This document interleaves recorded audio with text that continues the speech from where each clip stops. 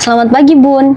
Kebetulan pagi ini suasananya lagi tenang banget. Jadi sambil nemenin aku beres-beres rumah, aku mau sekalian cerita-cerita santai ya. Banyak banget Bun yang sering DM atau komen di medsos aku. Nanyain hal yang sama. Bun, kok bisa sih bagi waktu udah jadi ibu guru di sekolah, sorenya masih harus packing jilbab jualan, tapi rumah kok kelihatan tetap rapi dan keurus? Kuncinya itu sebenarnya ada di konsistensi kita memanfaatkan waktu. Salah satunya ya 15 menit pertama setelah melek pagi di pagi hari. Buat aku, pantangan terbesar setelah bangun tidur adalah langsung pegang HP buat scroll medsos. Sebelum kaki melangkah keluar kamar, spray harus udah tegang, bantal udah rapi, dan selimut udah terlipat. Kenapa? Karena secara psikologis, melihat kamar yang rapi di pagi hari itu bikin pikiran kita langsung tenang dan siap buat menghadapi tempur seharian. Nah, kita masuk ke tips pertama aku ya Bun, yaitu mencuri start di waktu subuh. Sebagai IRT yang punya aktivitas padat di luar rumah, waktu fajar sampai matahari terbit itu adalah waktu emas, di mana suasana rumah masih sepi dan tenang. Disitulah aku sat-sat nyelesain pekerjaan rumah yang sifatnya fisik, kayak nyapu atau rapiin ruang tengah ini.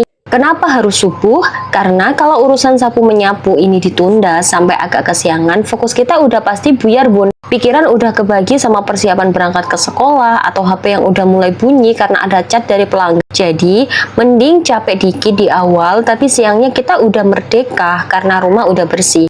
Tips kedua dari aku adalah teknik multitasking yang efektif. Tapi ingat Bun, multitasking di sini bukan berarti kita ngerjain semua dalam hal satu waktu sampai bikin stres ya. Maksudnya adalah menggabungkan aktivitas fisik pasif dengan aktivitas berpikir. Contoh sederhananya begini, sambil aku nungguin air mendidih di dapur atau nungguin mesin cuci berputar, aku nggak duduk diam. Waktu luang yang cuma 5 menit atau 10 menit itu biasanya aku pakai buat buka HP, ngecek stok jilbab yang ready, atau nyata tuh the list materi apa yang mau aku ajarin ke murid-murid di sekolah nanti. Dengan begitu nggak ada waktu yang terbuang kosong atau berlalu sia-sia. Semua peran baik sebagai guru, seller maupun IRT bisa berjalan beriringan tanpa ada yang dikorbankan. Terakhir, tips ketiga yang paling penting buat kewarasan kita sebagai ibu-ibu, berdamai dengan rasa lelah dan jangan menuntut kesempurnaan. Ada kalanya kok Bun, saking sibuknya ngurus kerjaan sekolah dan jualan, cucian piring aku numpuk atau urusan dapur agak kedodoran, dan buat aku it's okay, itu manusiawi banget. Jangan sampai karena pengen kelihatan sempurna di semua hal kita malah tumbang dan sakit. Kalau emang capek ya istirahat, rumah berantakan sedikit nggak bakal bikin kiamat kok Bun. Yang penting manajemen energinya dijaga. Alhamdulillah beres-beres pagi ini udah selesai, rumah udah wangi dan pikiran rasanya udah fresh banget buat mulai aktivitas selanjutnya. Kalau versi Bunda di rumah gimana nih cara bagi waktunya? Suka keteteran juga nggak? Sharing di kolom komentar yuk, biar kita saling kasih semangat sesama IRT produktif. Terima kasih ya yang udah nemenin aku pagi ini. Jangan lupa subscribe dan sampai ketemu di video berikutnya.